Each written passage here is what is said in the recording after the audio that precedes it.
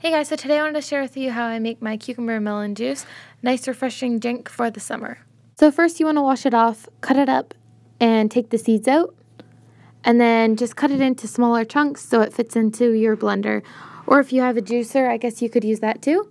And I'm just using half a cantaloupe for this. Then you want to cut up 3 small cucumbers, peel them, and add them in as well. And just blend it up.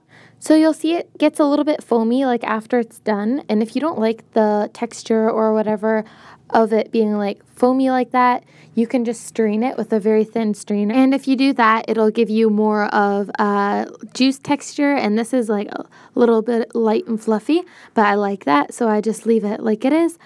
Also, you can refrigerate the melon before if you want, like really cold juice. But I just like it like this, and I added a little bit of mint on top. Anyway, I hope you like it. Thanks for watching, and I'll see you in my next video. Bye.